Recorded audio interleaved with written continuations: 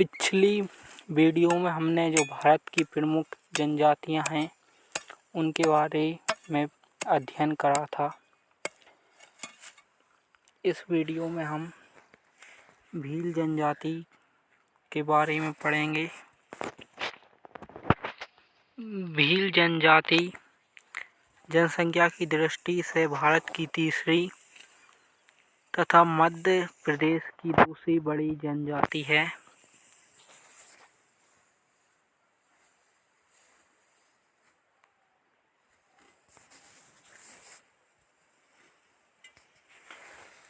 यह जनजाति मध्य प्रदेश के पश्चिमी क्षेत्र धार, झाबुआ और पश्चिमी निमाड़ जिलों में निवास करती है। यह प्रदेश का सबसे बड़ा जनजाति परिक्षेत्र है। उत्पत्ति। भील शब्द की उत्पत्ति संस्कृत भाषा के भिल शब्द से मानी जाती है।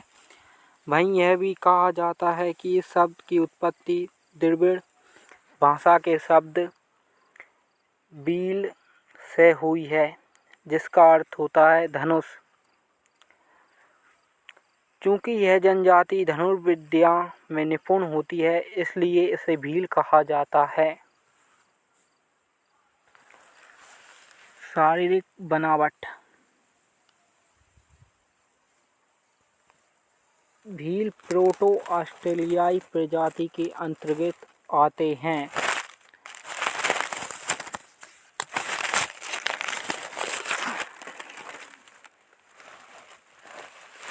भील जनजाति के लोगों का कद नाटा होता है। सामान्यतः इनकी ऊंचाई 4 से 5 फुट के मध्य होती है, यानी कि इनकी जो लंबाई होती है वह 4 से 5 फीट की होती है।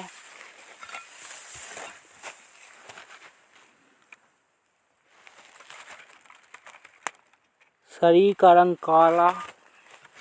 भीलों के शरीर का रंग काला होता है। गहरे बाले गहरे काले तथा घुंघराले बाल केस होते हैं, जैसा कि आप स्क्रीन पर देख रहे हैं।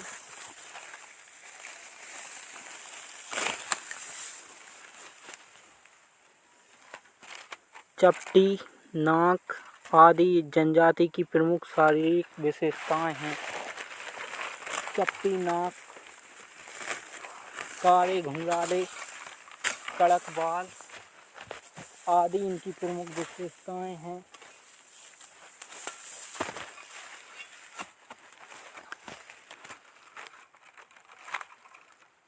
निवास।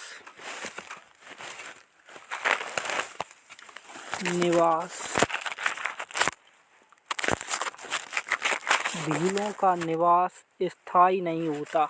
यह प्रायः भ्रमण करते रहते हैं, यानी कि यह व्यापार या काम के सिलसिले में एक जगह से दूसरी जगह आते जाते रहते हैं और भ्रमण करते रहते हैं। इनके रहने की कोई जगह स्थायी नहीं होती।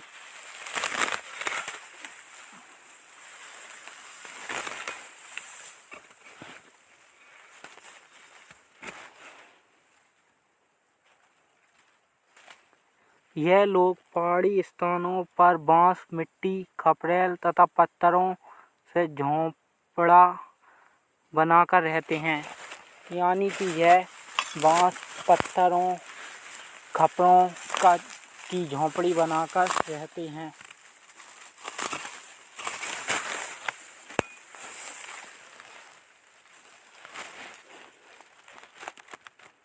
इनके घर आकार में बड़े और खुले खुले होते हैं।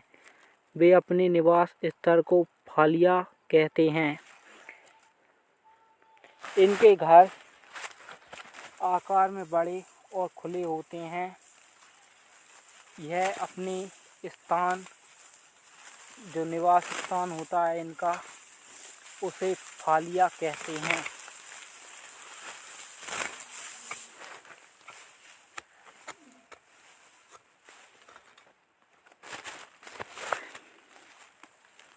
वेशभूषा। भीलों में काफ़ी कम कपड़े पहने जाते हैं।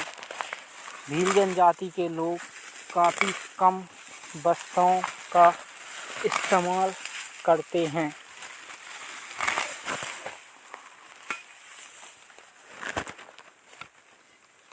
पुरुष प्रायः लंगोटी तथा सिर पर साफा बांधते हैं, जबकि स्त्रियां अंगरखा नामक वस्त्र पहनती हैं।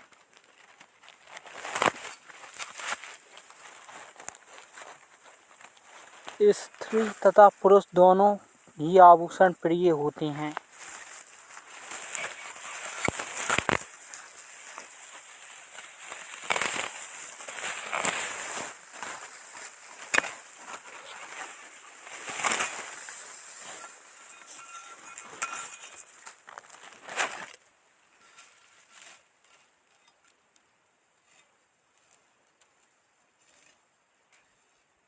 स्त्रियों में लाल रंग का लहंगा तथा ओढ़नी का प्रचलन अत्यधिक है।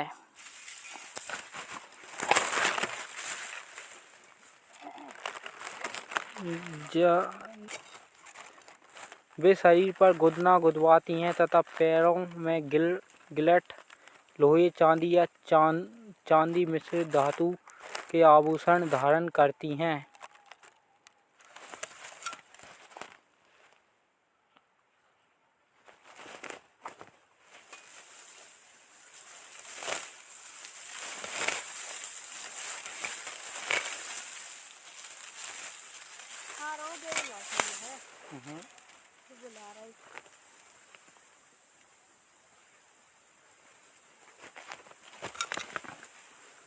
भोजन कछु नहीं, माफ़ कीजिए, मैं इधर बात करने लगा था। चलिए अब पढ़ते हैं भील जनजाति के भोजन के बारे में। भोजन। पहला, भील जनजाति का प्रिय खाद्य पदार्थ रबड़ी है। इसके अतिरिक्त मक्का, ज्वार, जौ, सांबा, लावा होता है। या महुए का भी ये लोग कुछ मदिरा जैसा तरल पदार्थ निकालते हैं और मदिरा पान भी करते हैं।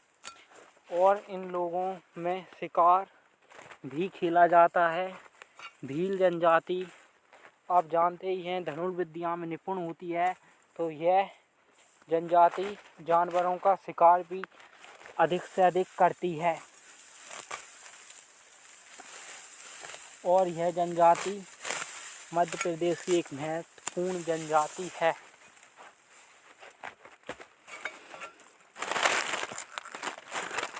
इसके अलावा मकई, जौ, महुआ आदि की कच्ची शराब बना कर यह स्वयं भी पीते हैं तथा देवी देवताओं को भी प्रसाद के रूप में चढ़ाते हैं। तो जो मदिरा होती है उसका सेवन यह खुद भी करते हैं और देवी देवताओं को भी चढ़ाते हैं। तो आपने देखा भीलों की ये कुछ खास प्रथाएं हैं। अब चलते तो पढ़ते हैं हम भील जनजाति में परिवार के बारे में।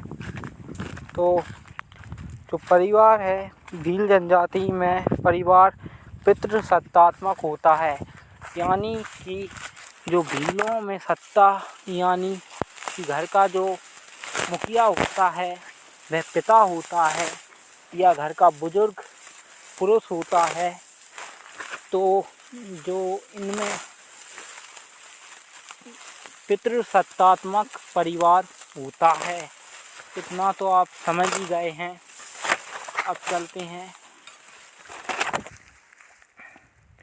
सेकंड।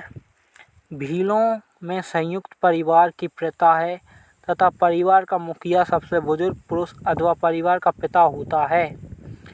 इस जनजाति में पिता की मृत्यु के पश्चात संपत्ति का आधा भाग सबसे छोटे पुत्र को तथा शेष संपत्ति का बंटवारा अन्य बड़े भाइयों में किया जाता है। तो आप जान ही गए होंगे कि भील जनजाति में एक ये अनोखी प्रथा है कि जब पिता की मृत्यु हो तो जो संपत्ति का आधा भाग छोटे पुत्र को जाता है और शेष संपत्ति का आधा भाग शेष जो बड़े भाई होते हैं उनको दिया जाता है। ऐसा इसलिए होता है क्योंकि जो छोटा भाई होता है वह सब में छोटा होता है, तो वह कमाई नहीं करे, वह उसे कुछ दिक्कत ना पड़े, क्योंकि बड़े भाई समझदार हो जाते हैं और छोटा भाई अपनी जो ज़मीन है उससे अपना पेट पालन कर सके, इसलिए उसे आधी संपत्ति दी जाती है और शेष भाइयों को शेष संपत्ति दी जाती है। तो यह भीलों की अनोखा रिवाज है जो कि सत्ता के बंटवारे का है। यह भी एक तो विवाह, अब हम पढ़ेंगे भीलों में विवाह। तो भीलों में विवाह की कोई निश्चित आयु सीमा नहीं होती। भील जाति गोत्रों में विभाजित है तथा सहगोत्र विवाह नहीं होते। तो आपने देखा भीलों में जो विवाह है उसकी कोई निश्चित आयु नहीं होती। यह बचपन में भी बच्चों का बाल विवाह भी कर देते हैं और आयु पूर्ण होने पर भी विवाह करते हैं। यह गोत्रों में विभाजित होते हैं।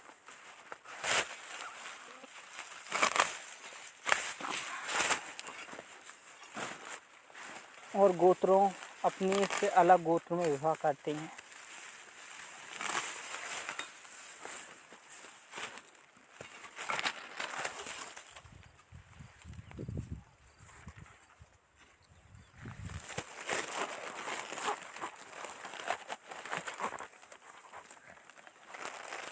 ये लोग एकल विवाही होते हैं, लेकिन कहीं कहीं बहुत विवाह भी देखने को मिलता है। भील युवक एवं युवतियां अपनी पसंद से जीवन साथी का चुनाव करने के लिए स्वतंत्र होते हैं।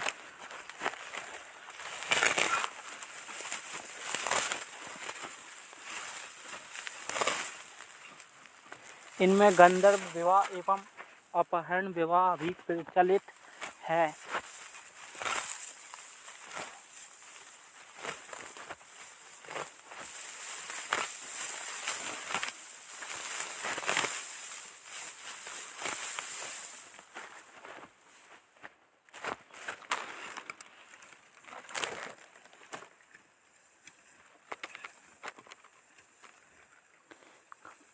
इनका परिणय पर्व भगोलिया है जो कि प्रत्येक वर्ष झबुआ में आयोजित किया जाता है।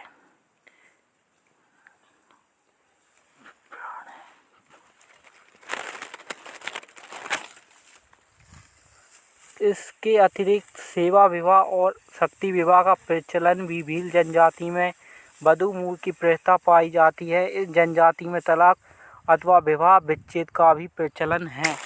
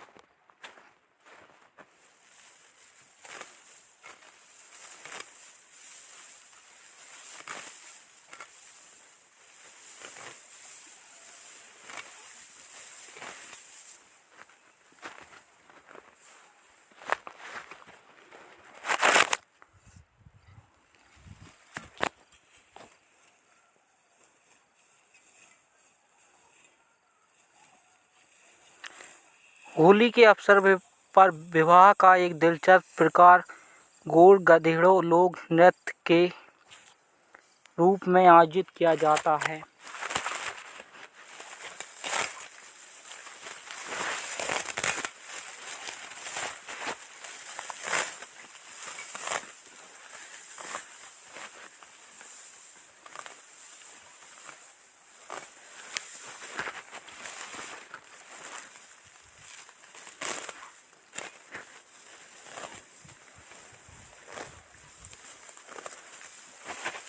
इन्हों एक अनोखा जो कि नृत्य है उसका आयोजन किया जाता है,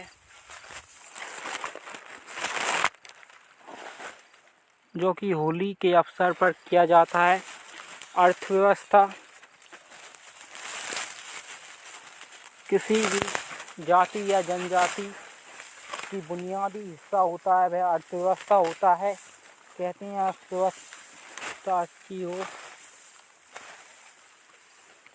तो सभी काम शीघ्र बनते हैं।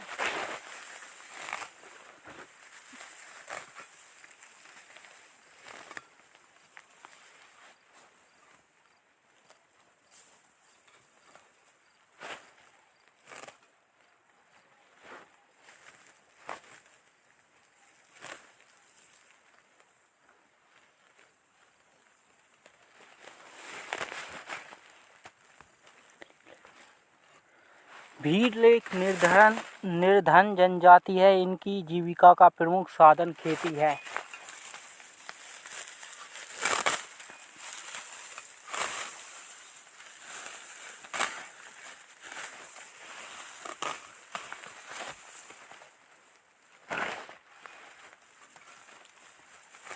भारत की 2/3 जनसंख्या खेती करती है।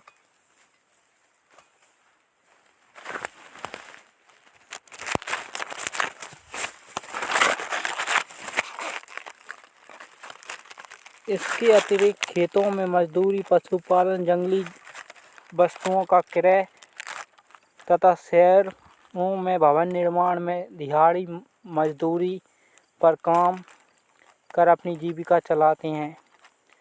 भीलों में आर्थिक विभिन्नता का एक प्रमुख कारण आय से अधिक व्यय करना है।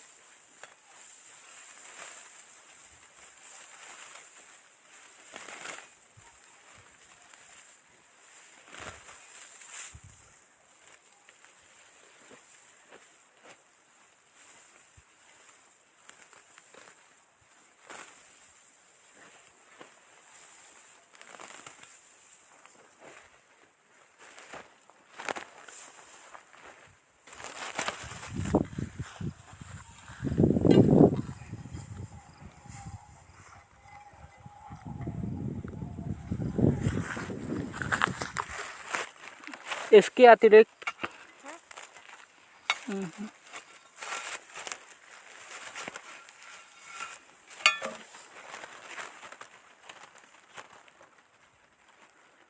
धार्मिक जीवन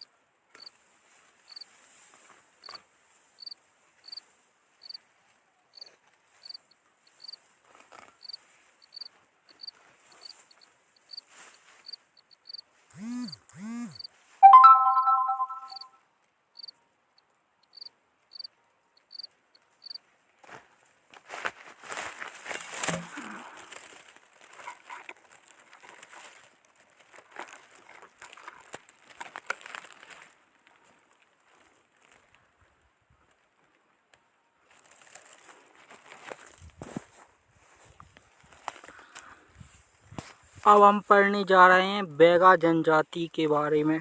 बैगा जनजाति स्क्रीन पर आपके सामने दिख रहा है बैगा जनजाति।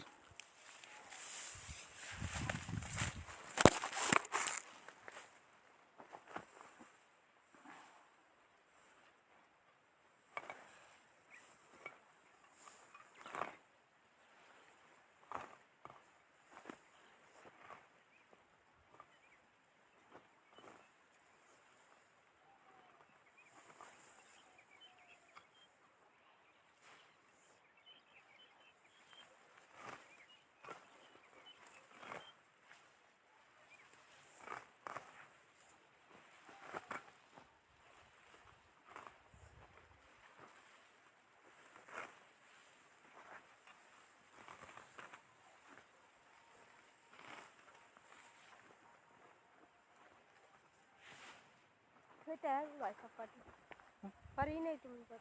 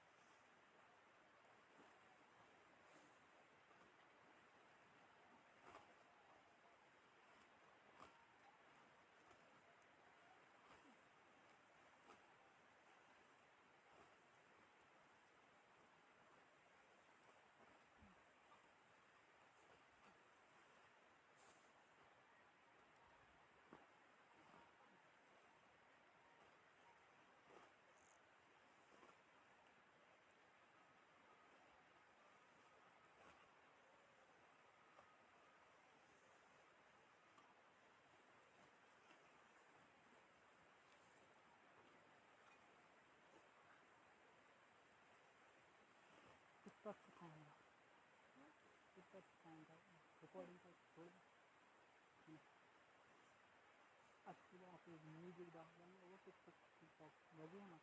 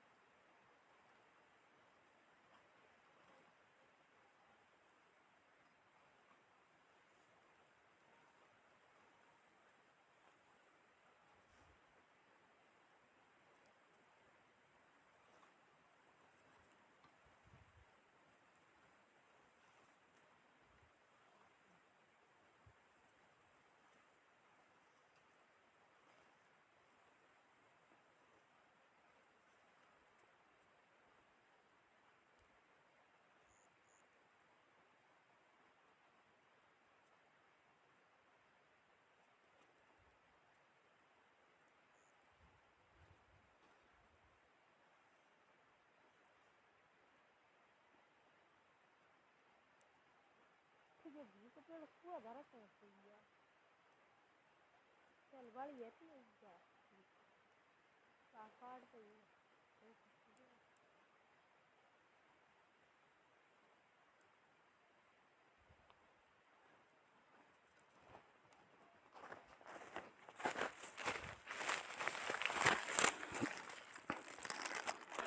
भोजन भोजन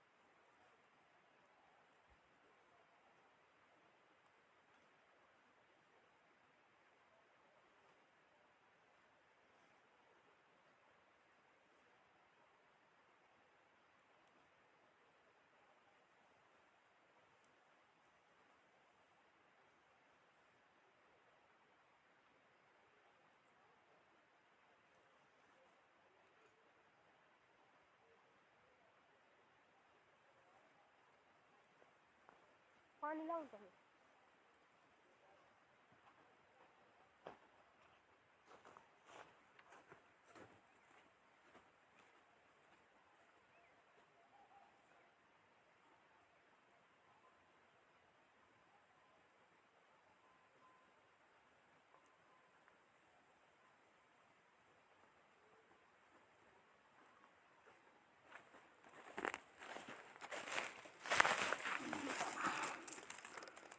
अभी हमने भोजन के बारे में पढ़ा।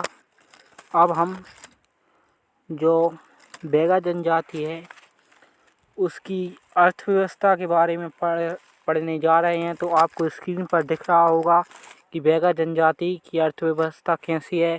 आप स्क्रीन पर देखिए और रीड करिए, और मैं अगली वीडियो में यह सभी आपको विस्तार से समझाऊंगा। इस वीडियो में आप इन नोट को लिख कर रख लीजिए और अर्थव्यवस्था के बारे में जानिए।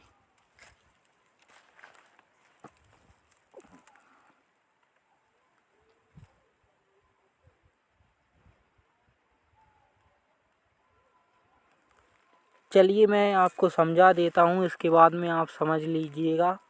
बैगाओं की अर्थव्यवस्था का प्रमुख आधार कृषि अथवा झूम खेती है, जिसे बेवार या पोंडू कहा जाता है।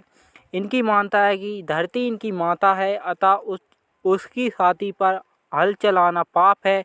इस तरह ये हल के बिना ही कृषि करते हैं, किंतु इनमें कुल्हाड़ी का प्रयोग व्यापक रूप से किया जाता है।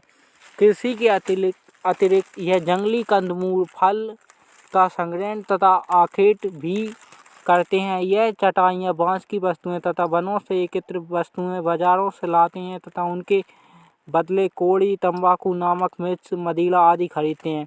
अब आप पढ़िए परिवार एवं विवाह।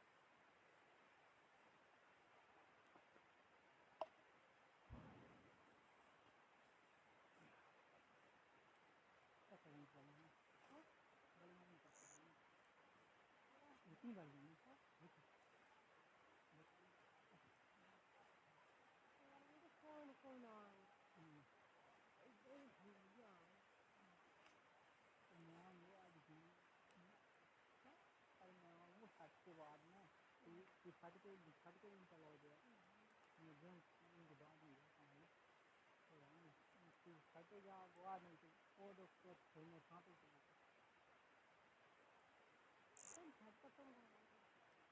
हाँ फट के खेती निकल गया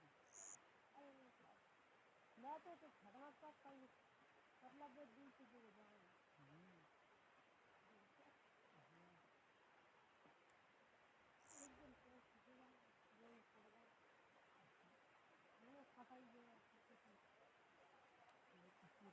शनिवार है इतवार तीन चार दिन अपन 3-4 दिन में काटा ये सब फटके दिन जाओ बाद में फटके बाद पाऊंगा कौन का सीट यही बनवाते हाँ वो तो बात ही लगा आज वीडियो नहीं बना चल दूसरा तो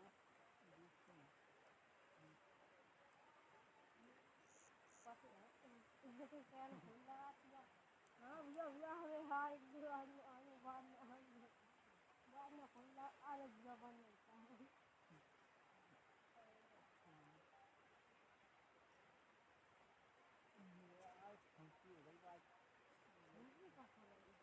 अरे बाद में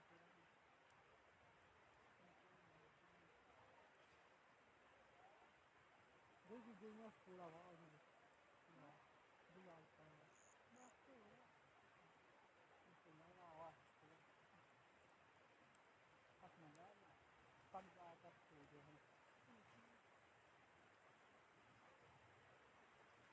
कौन सी गली थी मेरे मैच में मैं खेल रहा था रनिंग कर रहा हूँ या मैच की कल गली कर रहा हूँ मैच की गलियों में जो कितनी गलियाँ बनाई पकड़ी इसकी चीज कर गाड़ी में गाड़ी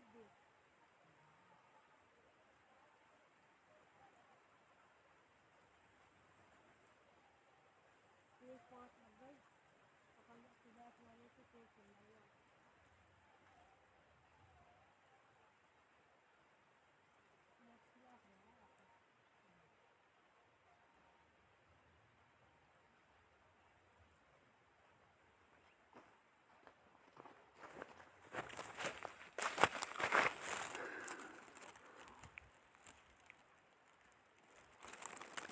धार्मिक जीवन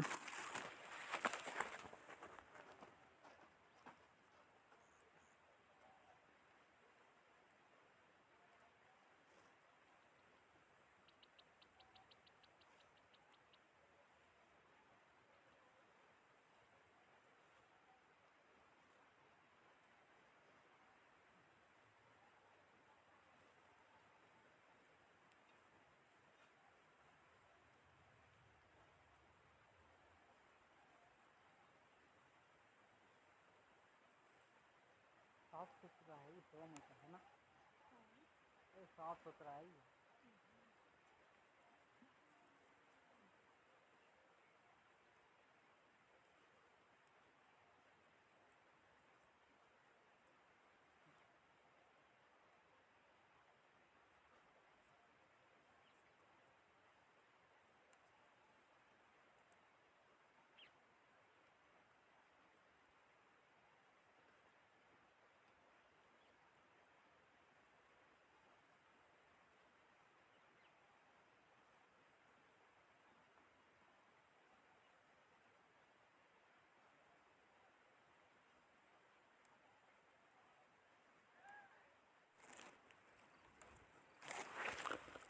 कोलकू जनजाति मध्य प्रदेश में कोलकू जनजाति सतपुड़ा के वनीय अंचलों मुख्यतः छिंदवाड़ा बैतूल जिले की भैंसदेही और चिंचोली तहसील तथा हरदा की टिमरनी और खिरकिया तहसील और खंडवा की बाला एवं प्रमुख जनजाति है।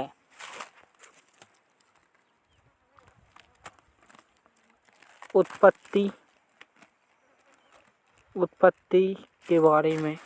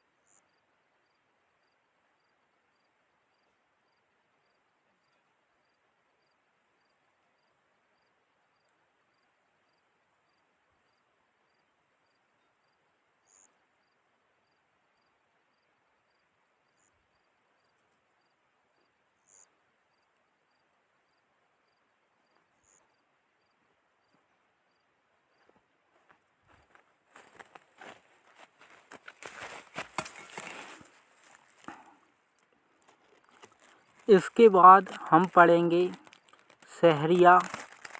सहरिया मध्य प्रदेश की एक प्रमुख जनजाति है। सहरिया मध्य प्रदेश की विशेष पिछड़ी जनजातियों में से एक है। यह प्रदेश के उत्तर पश्चिम क्षेत्र विशेषकर गुना, ग्वालियर, शिवपुरी, भिंड, मुरैना, विदिशा, रायसेन और बुंदेलखंड में निवास करती है। सहरियाओं का घनत्व ग्वालियर संभाग में सर्वाधिक है। अब हम पढ़ेंगे सहरिया जनजाति की उत्पत्ति के बारे में। आपके सामने स्क्रीन पर दिख रहा है सहरिया जनजाति की उत्पत्ति।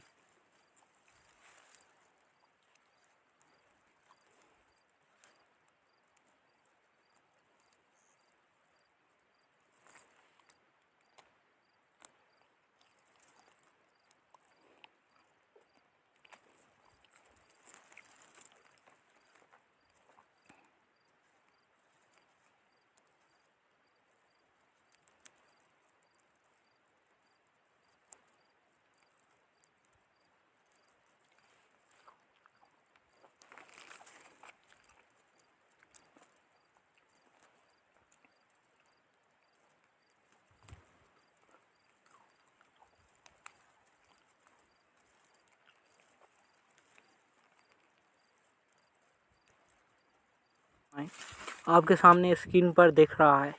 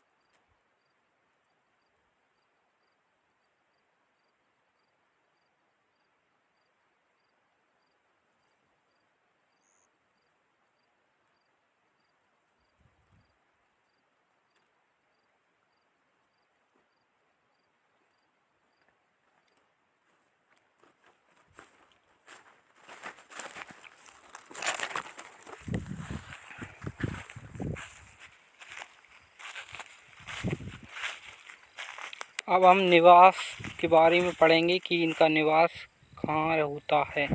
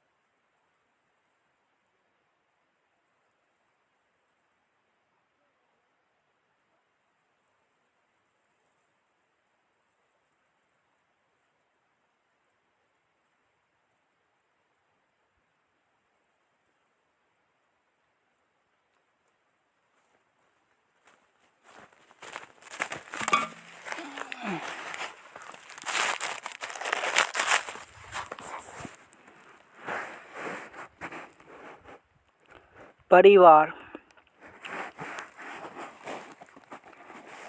शहरियाओं का परिवार कैसे निवास करता है। शहरिया में पारिवारिक इकाई कुटुंब कहलाती है। इनके परिवार पितृसत्तात्मक होते हैं। शहरियाओं के प्रत्येक परिवार में एक मुखिया होता है जो पटेल कहलाता है। पटेल वंशानुगत होता है। समाज और पटेल द्वारा आदेशित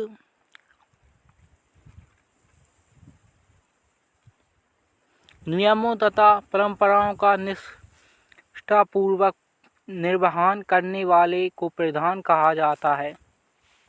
अर्थव्यवस्था। शहरिया जनजाति की अर्थव्यवस्था का मुख्य आधार कृषि मजदूरी तथा वनोत्पाद संग्रहण है। न्यूनतम आवश्यकता के साथ जीवन यापन करने वाली यह जनजाति पशुपालन, कंदमूल, फल एकत्र कर तथा मत्स्य आघिट कर थोड़े बहुत जीविका के साधन जुटा पाती है। सरसों का तेल, परंपरागत शिल्प तथा मजदूरी की इनके अधिक स्रोत हैं। इनका एक प्रमुख परंपरागत कार्य जड़ी बूटियों का संग्रहण भी है। धार्मिक जीवन। शहरिया जनजाति का धर्म में अटूट विश्वास होता है। यह जनजाति हिंदू धर्म से अत्यधिक प्रभावित है तथा इनमें हिंदू देवी देवताओं की पूजा अर्चना व्यापक रूप से की जाती है। हिंदू पर्व त्योहार दशहरा, दीपावली, होली इत्यादि शहरिया लोगों द्वारा मनाए जाने वाले प्रमुख त्योहार हैं। यह जनजाति भी जादू, भूत प्रेत, आत्मा तथा टोना टोटका में विश्वास रखती है। कला एवं संस्कृति। शहरियाओं